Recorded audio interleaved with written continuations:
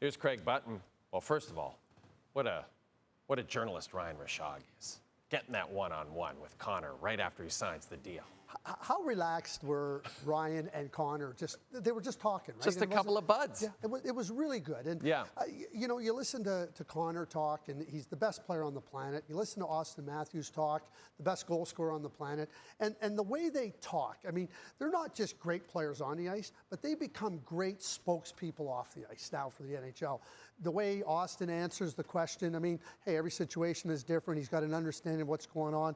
Connor talks about his own situation, understanding that that's unique to him. And both very, very comfortable in their own situations. And I think one of the things we have to be very careful of, Jay, is you can't pigeonhole other players into what Connor McDavid did, or pigeonhole other players into what Austin Matthews did, or any other player. Every situation is different, and I thought that the two of them were just brilliant in the way they expressed it. And the NHL should be really proud that two of their very best players can be such great spokespeople. It's interesting because CJ and Pierre LeBrun have talked about how the Jack Eichel contract extension has nothing to do with, even though Connor took a pay cut, has nothing to do with that at all, or the Kirill Kaprizov has nothing to do with Connor's situation at all. It's all unique to each team and each player.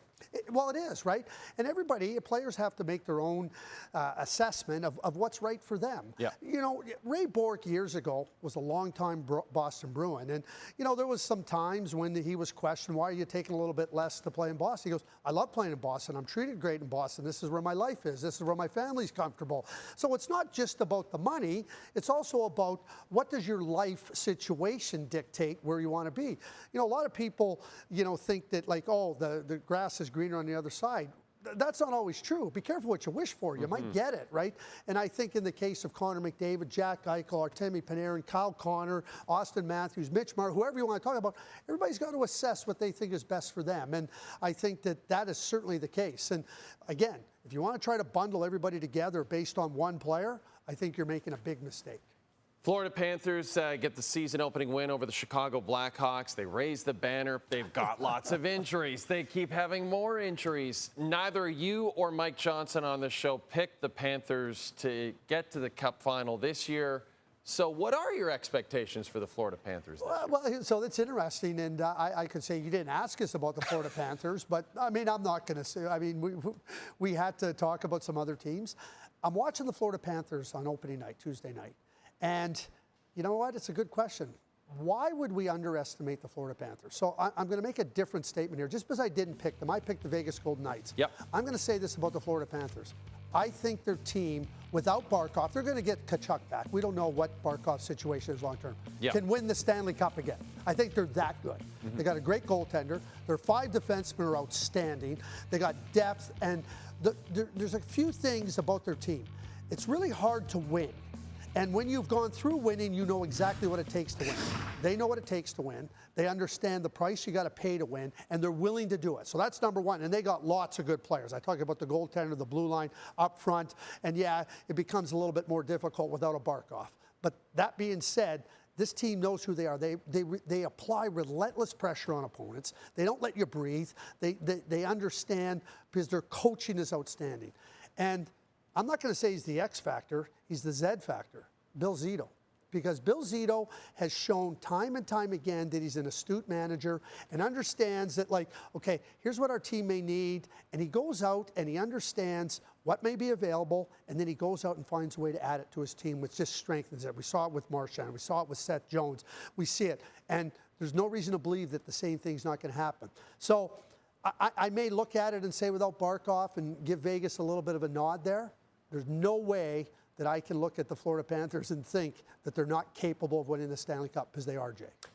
And then there's Connor Bedard, who made, and we showed it to you in the highlights, a terrific move on Seth Jones. Just showed you that tantalizing talent, right, that made him #1 overall. What would be a good season for Connor Bedard in year 3? Okay, so I'm going to make this statement about Connor Bedard right now. I think his first 2 seasons in Chicago were excellent. Yeah. People want to talk about two-way play and defensive play and face-offs and everything. Oh, he had 67 points last year. Give me a break. And I'm with you. Give me a break, right? He did that at an 18 and 19-year-old. You're all learning. You're always learning what to do. So he's acknowledged through his experience some of the things that he feels that he has to be better at, some of the things he worked at improving over the course of this summer. And maturity takes place in different ways: physical, mental, emotional. You go through these experiences, you understand, you learn, and then you try to apply those experiences to be better in the future. Connor's been an elite player for a long time, and he understands that. I think that understanding where the Blackhawks are at, they got more talent around him. I think that he's a player that understands that he can be a difference maker. I think that he'll be a difference maker a lot more now than he was at 18 and 19, and that's scary. But I have no doubt that he's going to move into superstar category, and it may be as soon as this year. Nathan MacKinnon won the Rookie of the Year as a full 18-year-old. And then, you know, there was 3 years where he was trying to find his way and everything, and then in his 5th year, Nathan MacKinnon just went, shoot, rocketed up.